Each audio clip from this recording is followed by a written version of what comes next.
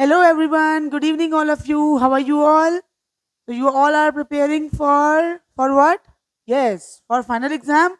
हाँ ठीक है, मानती हूँ कि अभी फाइनल एग्जाम में बहुत टाइम है, बट फिर भी still we have to prepare for it. तो आज हम क्लास 9 का फिजिक्स का टॉपिक डिस्कस करेंगे और वो टॉपिक है आपका transverse and longitudinal wave, chapter sound physics. Transverse and longitudinal wave discuss करेंगे आज बच्चों. चैप्टर है आपका फिजिक्स का साउंड. साउंड चैप्टर बड़ा इंटरेस्टिंग है. इसमें जो बेसिक हमें लर्न करना पड़ेगा वो होगा हमारे पास transverse and longitudinal waves.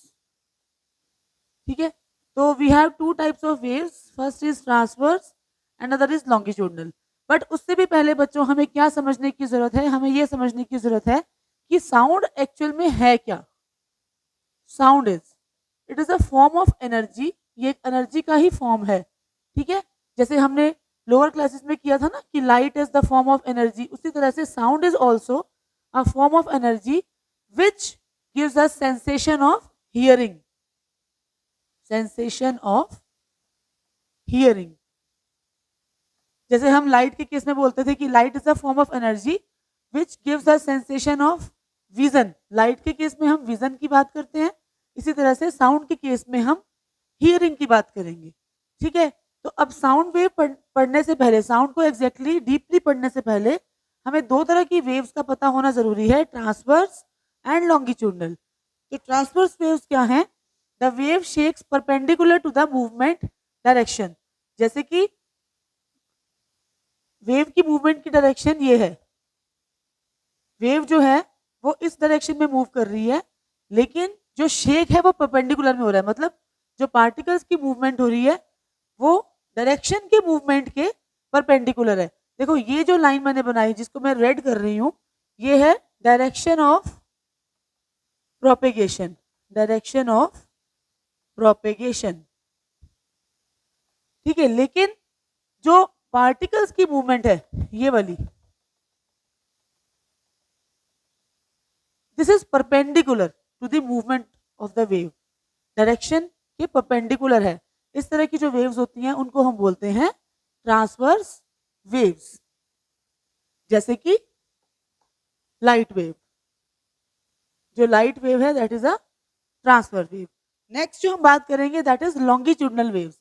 Longitudinal wave क्या है? The wave shakes in the movement direction.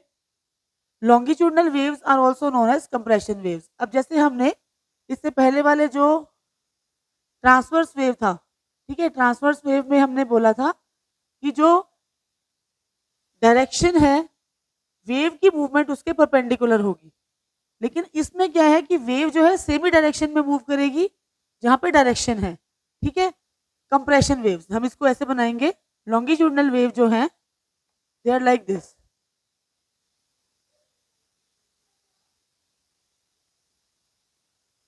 ठीक है, तो यहाँ पे ये आपकी डायरेक्शन है. ठीक है, और ये पार्टिकल्स की मूवमेंट है. मतलब पार्टिकल की मूवमेंट भी उसी डायरेक्शन में और जो प्रॉपर वेव की मूवमेंट है वो भी सेम डायरेक्शन में. The wave shakes in the movement direction. तो इस तरह की वेव्स को हम क्या बोल देते हैं? Compression waves. ठीक है, ये कंप्रेशंस होते हैं, ये रेयरफेक्शन होते हैं. हम अभी आगे पढ़ेंगे. ठीक है, उसके बाद हम आ जाते हैं terms related to a wave. अब ये जो वेव है ये किस तरह की वेव है?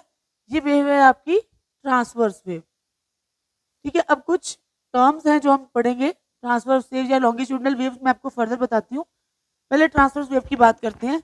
सबसे पहला जो आपका टर्म होता है दैट इज एम्पलीट्यूड. ठीक है, ये जो है इसका ओरिजिन है ओ. ये जो मैक्सिमम है ये वाला मैक्सिमम बोथ डायरेक्शन, दोनों डायरेक्शन में जो मैक्सिमम वेव गई, हाईएस्ट और लोवेस्ट, ठीक है, in both the direction, that is called amplitude. ठीक है, उसके बाद आ जाते हैं हम फ्रीक्वेंसी. फ्रीक्वेंसी क्या है? फ्रीक्वेंसी मतलब कि इन 1 second how many oscillations. 1 second में वेव जो है वो कितने ऑसिलेशन ले लेती है? ऑसिलेशन मीन्स कि वेव यहाँ से अगर शुरू हो रही है तो दोनों एम्पलीट्यूड कवर करके वापस ये ओरिजिन पे आ जाएगी, तो वो होता है 1 ऑसिलेशन। तो ऐसे ऑसिलेशन वेव ने 1 सेकेंड के अंदर कितने किए? That is called frequency. Frequency को हम रिप्रेजेंट करते हैं एफ से और यूनिट इसके होते हैं हर्ट्ज, एच जेड। इसी तरह से एम्पलीट्यूड को हम रिप्रेजेंट करेंगे मीटर से, ऐसा यूनिट होते हैं इसके मीटर। नेक्स्ट जो आपका टर्म आ जाता है बच्चों, that is crest and trough. Crest क्या है? जो ये वाली चीज है, ये जो पॉजिटिव डायरेक्शन में जो हाईएस्ट है दैट इज क्रेस्ट, और दिस इज ट्रफ, जो लोएस्ट, जो लो पॉइंट है, this one is trough and this one is crest. तो अगर ये क्रेस्ट है तो ये भी क्रेस्ट हुआ और ये ट्रफ हुआ दोबारा। ठीक है, तो दो क्रेस्ट या दो ट्रफ के बीच का डिस्टेंस, लाइक ये वाली चीज, this distance, this is called wavelength. The distance between two successive crests or two successive troughs is called wavelength. Next जो term है that is time period.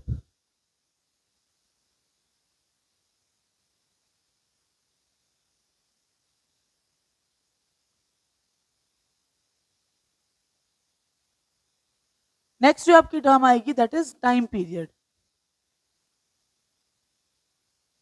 अब फ्रीक्वेंसी और टाइम पीरियड में अक्सर बच्चे कंफ्यूजन कर देते हैं। फ्रीक्वेंसी क्या था कि number of oscillation in 1 second. In 1 second how many oscillation, that is called frequency, hertz.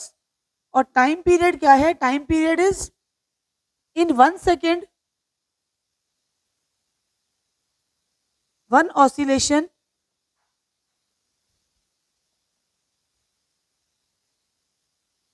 In how much time. मतलब एक दूसरे का जस्ट अपोजिट है। टाइम पीरियड मीन्स कि to complete 1 oscillation how many seconds या how much time is needed by the wave. एक oscillation को complete करने में वेव को कितना टाइम लगा, that is called time period. And in 1 second how many oscillations are completed, that is called frequency. Frequency को हम एफ से रिप्रेजेंट करते हैं, यूनिट्स होते हैं इसके हर्ट्ज। और टाइम पीरियड को हम कैपिटल टी से रिप्रेजेंट करेंगे, यहाँ पर ध्यान देंगे कैपिटल टी, और इसके जो यूनिट होंगे सेकेंड्स। ठीक है, अब बारी आती है आपकी साउंड वेव की, और हम बोल सकते हैं कि लॉन्गिट्यूडनल वेव की। अब अगर यही सब टर्म्स हमको लॉन्गिट्यूडनल वेव्स में करनी है, तो लॉन्गिट्यूडनल वेव्स की बात अगर हम करें,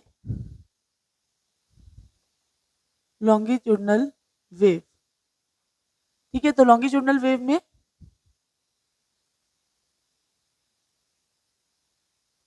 तो यहाँ पे जहाँ पे particles they are close, very closer to each other, ये होता है आपका कंप्रेशन।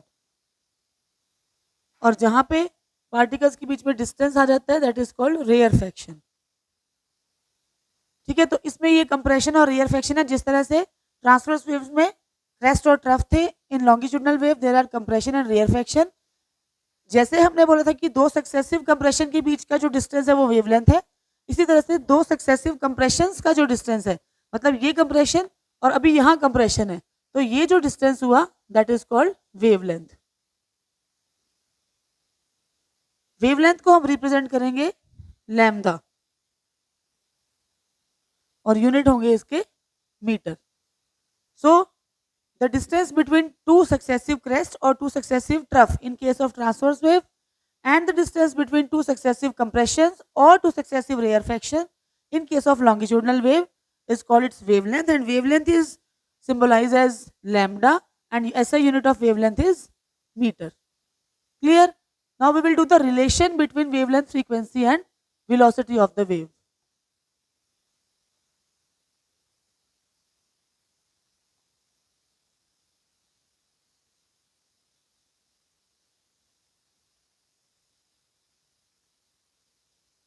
तो अब हम करेंगे wavelength means lambda, frequency means F and velocity means V, इनके बीच में रिलेशन।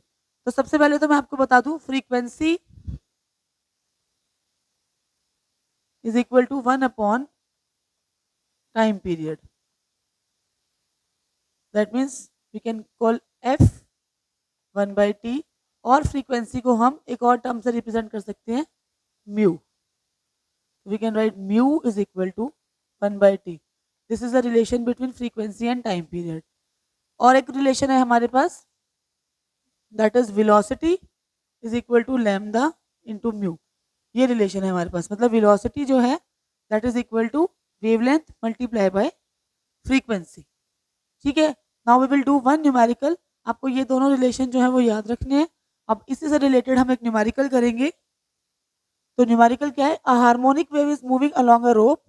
ठीक है, एक वेव जो है वो रोप के अलोंग मूव कर रही है. The source generating the waves completes 50 to and fro motions in 20 seconds. मतलब 50 oscillations are completed in 20 seconds.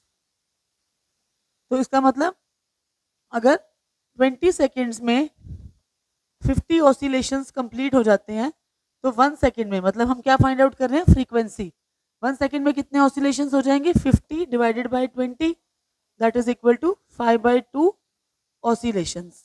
इसका मतलब इसकी म्यू की वैल्यू हमारे पास आ गई 5/2. ठीक है. अब क्या बोल रहा है? अ ट्रफ ट्रेवल्स 3 मीटर इन 4 सेकंड. ठीक है, 3 मीटर ट्रफ ट्रेवल कर रहा है 4 सेकंड में. तो डिटरमाइन द वेवलेंथ. हमें निकालनी है वेवलेंथ. ठीक है. अब यहां से हम क्या निकालेंगे? Velocity. Velocity is equal to distance upon time, 3/4. This is velocity. अब रिलेशन कौन सा यूज करेंगे? अब रिलेशन यूज करेंगे हम ये वाला. अब रिलेशन यूज होगा ये वाला. ठीक है, तो रिलेशन यूज करो. v is equal to lambda mu. v is equal to lambda into mu. तो लैम्डा की वैल्यू हमें कैलकुलेट करनी है. तो हम यहाँ कैलकुलेट करते हैं. Like v means 3/4 is equal to lambda into 5/2. ठीक है. तो यहाँ से अगर हम v की वैल्यू निकालें, लैम्डा की वैल्यू निकालें, then we will cross multiply it.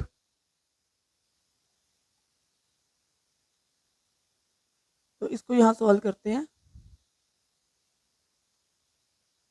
ये हो जाएगा आपका 3, आपके पास 3/4 इज इक्वल टू 5 λ/2. तो ये है, we will cross multiply it, will get 20 lambda is equal to 6. Lambda is equal to 6/20 metre.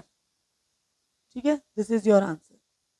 तो this is the way how you will solve the numericals related to transverse and longitudinal wave. For any query again, you can contact me at these two numbers. Thank you.